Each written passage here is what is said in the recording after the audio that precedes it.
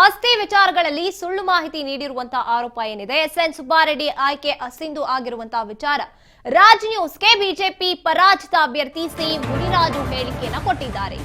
SN Subbareddy BBMP ತೆರಿಗೆಯ 5 ವರ್ಷದಿಂದ ಅವರು ಕಟ್ಟಿರಲಿಲ್ಲ.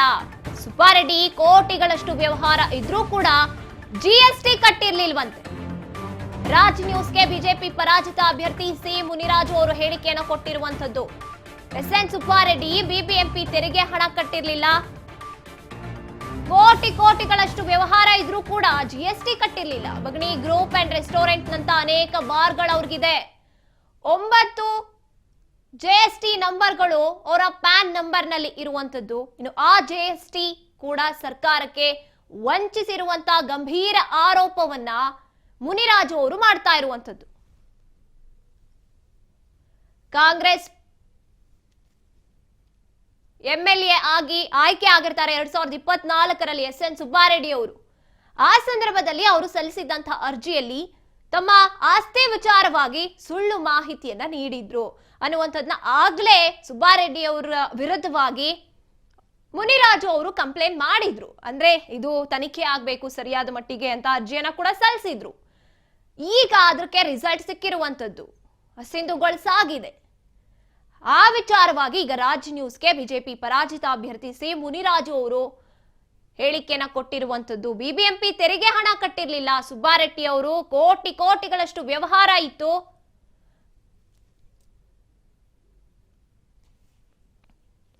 ಆದ್ರೂ ಕೂಡ ಅವರು ಜಿಎಸ್ಟಿ ಹಣವನ್ನ ಕಟ್ಟಿರ್ಲಿಲ್ಲ ಅನ್ನುವಂಥದ್ದನ್ನ ಈಗ ಓಪನ್ ಆಗಿ ಹೇಳ್ಕೊಂಡಿರುವಂತದ್ದು ಸಿ ಮುನಿರಾಜು ಅವರು ಎಸ್ಎನ್ ಸುಬ್ಬಾರೆಡ್ಡಿ ಅವರ ವಿರುದ್ಧವಾಗಿ.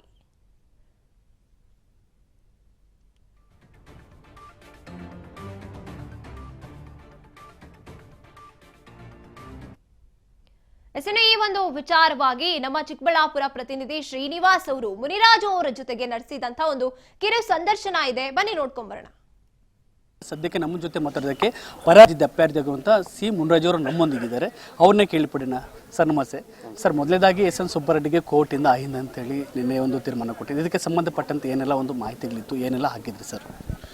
ಈಗ ಏನು ನಿನ್ನೆ ನ್ಯಾಯಾಲಯದಲ್ಲಿ ಏನು ತೀರ್ಪು ಬಂದಿದೆ, ಇವತ್ತು ನಮಗೆ ಜಯ ಸಿಕ್ಕಿದೆ ಅಂತಲೇ ನಾವು ನಿನ್ನೆ ಕೂಡ ಹೇಳಿದ್ದೀನಿ. ಮತ್ತು ಇವತ್ತು ವಿಶೇಷವಾಗಿ ನಮ್ಮ ಬಾಗೇಪಲ್ಲಿ ಜನತೆ ಬಯಸ್ತಾ ಇದ್ದಿದ್ದು ಅದನ್ನೇ. ಯಾಕೆಂದರೆ ಅವ್ರು ಮಾಡಿರ್ತಕ್ಕಂಥ ಇಲ್ಲೆಲ್ಲ ಭ್ರಷ್ಟಾಚಾರಗಳಿರ್ಬೋದು, ಮತ್ತು ಜನಕ್ಕೆ ನೀಡಿದಂಥ ತಪ್ಪು ಮಾಹಿತಿಗಳಿರ್ಬೋದು, ಮತ್ತು ಈ ಭಾಗದಲ್ಲಿ ಎಲ್ಲ ಜನರಿಗೆ ಯಾವ ರೀತಿ ಎಸ್ ಸಿ ಜಮೀನುಗಳನ್ನ ಏನು ಕಬಳಿಕೆ ಮಾಡ್ಕೊಂಡಿದ್ರು, ಇದೆಲ್ಲ ಕೂಡ ಗಮನಗೊಂಡು ನನಗೆಲ್ಲ ಹೇಳ್ತಾ ಇದ್ರು. ಅದರ ವಿರುದ್ಧ ನಾನು ಅವರ ಅಪ್ಡೇಟಲ್ಲಿರ್ತಕ್ಕಂಥದ್ದು ತೆಗೆದು ನಾನೇ ಅದನ್ನು ಚೆಕ್ ಮಾಡಿ ನಮ್ಮ ಸೀನಿಯರ್ ಅಡ್ವೊಕೇಟ್ ನಮ್ಮ ನಳಿನಿ ಮಾಯಗೌಡ ಅಂತ ಅವ್ರ ಹತ್ರ ಕೂತ್ಕೊಂಡು ಚರ್ಚೆ ಮಾಡಿದಾಗ ಇವೆಲ್ಲ ನಾವು ತಗೊಂಡಾಗ ಅವ್ರಿಗಾಗಲೇ ಏನು ಅವರು ಕಟ್ಟಿರ್ತಕ್ಕಂಥ ಬಿಲ್ಡಿಂಗ್ ಇರ್ಬೋದು, ಮತ್ತು ಕಮರ್ಷಿಯಲ್ ಬಿಲ್ಡಿಂಗ್ ಇರ್ಬೋದು, ಹೋಟ್ಲ್ಗಳಿರ್ಬೋದು, ಇವೆಲ್ಲ ಬಿಬಿಎಂಪಿ ಟ್ಯಾಕ್ಸು 4 ರಿಂದ 5 ವರ್ಷ ಕಟ್ಟಿರಲಿಲ್ಲ. ಜೊತೆಯಲ್ಲಿ GSTಗಳು ಅವ್ರದ್ದು ಸಾವಿರಾರು ಕೋಟಿ ವ್ಯವಹಾರ ಇದೆ. ಬೆಂಗಳೂರಲ್ಲಿ ಅನೇಕ ಬಾರ್ಗಳಿದ್ದಾವೆ, ಬಗನಿ ಗ್ರೂಪ್ ಅಂಡ್ ರೆಸ್ಟೋರೆಂಟ್ ಅಂತ ಅನೇಕ ಬಾರ್ಗಳಿದ್ದಾವೆ, ಬೇನಾಮಿ ಆಸ್ತಿಗಳಿದ್ದಾವೆ. ಅದರದ್ದು GSTಗಳು ಕೂಡ 9 GSTಗಳು ಅವರ ಪಾನ್ ನಂಬರಲ್ಲಿತ್ತು. ಇನ್ನು ಅವ್ರ ಮಕ್ಕಳ ಹೆಸರಲ್ಲಿ ಎಷ್ಟಿದೆಯೋ ಗೊತ್ತಿಲ್ಲ, ಇನ್ನು ನನಗೆ ಅವ್ರ ಮಿಸ್ಸಸ್ ಎಷ್ಟಿದೆಯೋ ಗೊತ್ತಿಲ್ಲ. ಆದರೆ ಅವ್ರ ಪಾನ್ ನಂಬರಲ್ಲಿ 9 GSTಗಳಿತ್ತು. ಆ 9ರಲ್ಲಿ 5 GST ಆಕ್ಟಿವ್ ಇತ್ತು, 4 ಇನ್ಆಕ್ಟಿವ್ ಇತ್ತು. ಒಂದೇ ತೋರಿಸಿದ್ದು ಅವ್ರು ಅಪ್ಡೇಟಲ್ಲಿ. ಮತ್ತೆ ಆ ತೋರಿಸಿರೋದೆಲ್ಲನೂ ಹೋಗಲಿ, ಆ GST ಕೂಡ ಸರ್ಕಾರಕ್ಕೆ ವಂಚನೆ ಮಾಡಿದ್ರು. 4 ರಿಂದ 5 ವರ್ಷ GST ಕಟ್ಟಿರಲಿಲ್ಲ. ಇದನ್ನೆಲ್ಲ ನಾನು ತೆಗೆದು ಹಾಕಿದೆ. ಮತ್ತು ಜೊತೆಯಲ್ಲಿ ಕಾಗಿರ್ತಂಥ ಏನು ಕನ್ವರ್ಷನ್ ಜಮೀನನ್ನ ಅಗ್ರಿಕಲ್ಚರ್ ಅಂತ ತೋರಿಸಿದ್ರು. ಅನೇಕ ಸುಮಾರು ಎಕರೆಗಳು ಅವ್ರ ಹೆಸರಲ್ಲಿರೋದು, ಅವ್ರ ಮಿಸ್ಸಸ್ ಹೆಸರಲ್ಲಿರೋದು, ಮಗಳ ಹೆಸರಲ್ಲಿರೋದು ಇವೆಲ್ಲ ಬಿಟ್ಟು ಹಾಕಿದ್ರು. ಮತ್ತು ಏನು ಕುಣಗಲ್ ಶಾಸಕರಿಗೆ ಸಾಲ ಕೊಟ್ಟಿದ್ರು ಅದನ್ನು ಅವ್ರು ತೋರಿಸ್ಕೊಂಡಿದ್ರು, ಇವ್ರು ತೋರಿಸಿರಲಿಲ್ಲ. ವೈ.ಎ. ನಾರಾಯಣ ಸ್ವಾಮಿ ಅವ್ರಿಗೆ ಸಾಲ ಕೊಟ್ಟಿದ್ರು, ಅವ್ರು ತೋರಿಸ್ಕೊಂಡಿದ್ರು, ಇವ್ರು ತೋರಿಸ್ಕೊಂಡಿಲ್ಲ.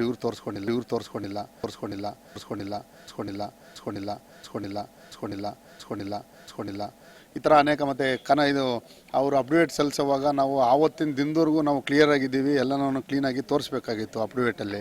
ಆದರೆ ಅವತ್ತು 1 ತಿಂಗಳು ಹಿಂದೆನೇ ಅದನ್ನು ಲಾಸ್ಟ್ ಮಾಡಿದರು. ಜೊತೆಯಲ್ಲಿ SBI ಅಕೌಂಟ್ ಕೊಟ್ಟಿದ್ದರು, ಕರೆಂಟ್ ಅಕೌಂಟ್ ಅದಕ್ಕೆ ಯಾವುದೇ ಕಾರಣಕ್ಕೂ ಕೊಟ್ಟಿರಲಿಲ್ಲ ಅವರು.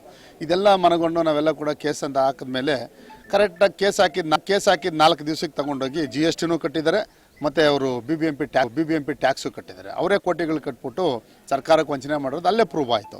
ಅದರಿಂದ ಇವತ್ತು ನ್ಯಾಯಾಲಯದಲ್ಲಿ ಅದೆಲ್ಲ ಕೂಡ ವಿಚಾರಣೆ ಆಗಿ ವಾದ ವಿವಾದಗಳಾಗಿ ಎಲ್ಲ ಸಂಪೂರ್ಣವಾಗಿ ಕಳೆದ ಒಂದು 2.5 ವರ್ಷದಿಂದ ಇದೆಲ್ಲ ಕೇಸ್ ನಡ್ಕೊಂಬಂತು. ಇವತ್ತು ಘನ ನ್ಯಾಯಾಲಯದಲ್ಲಿ ಇವತ್ತು ಜಯ ಸಿಕ್ಕಿದೆ ನಮಗೆ. ನ್ಯಾಯಾಧೀಶರು ಇವರು ಭ್ರಷ್ಟರು ಅಂತ ಹೇಳ್ಬಿಟ್ಟು ತೀರ್ಮಾನ ಮಾಡಿದರೆ, ಕರೆಕ್ಟು ಅಂತ ಹೇಳ್ಬಿಟ್ಟು ತೀರ್ಮಾನ ಮಾಡಿ ಇವತ್ತು ಅವ್ರನ್ನ ವಜಾಗೊಳಿಸಿದ್ದಾರೆ, ಅಸಿಂಧು ಮಾಡಿದ್ದಾರೆ, ಜೊತೆಲಿ ಅವ್ರನ್ನ ಅನರ್ಹ ಕೂಡ ಮಾಡಿದ್ದಾರೆ. ಅವ್ರಿಗೆ ಯಾವುದೇ ಸ್ಟೇ ಕೂಡ ಕೊಟ್ಟಿಲ್ಲ. ಇವತ್ತು ಬಾಗೇಪಲ್ಲಿಯಲ್ಲಿ ಜನತೆಗೆ ಒಂದು ಸಿಕ್ಕಂಥ ಜಯ ಅಂತ ನಾನು ಇವತ್ತು ಹೇಳ್ತಾ ಇದ್ದೀನಿ. ಸೊ ಒಟ್ಟಾರೆಯಾಗಿ ಇದು ಪರಾಜಿತ ಅಭ್ಯರ್ಥಿ ಸಿ ಮುನ್ರಾಜ್ ಅವರನ್ನು ಹೇಳಿಕೊಟ್ಟಿರುವಂಥದ್ದು. ಮುಂದಿನ ದಿನಗಳಲ್ಲಿ ಇವರ ಬಹುಶಃ ಕ್ಷೇತ್ರದ ಜನತೆ ಒಂದು ನಿರ್ಣಯ ಕೊಡ್ತಾರೆ ಅಂತ ಹೇಳಿರೋದು. ಇನ್ನು ಬಾಗೇಪಲ್ಲಿ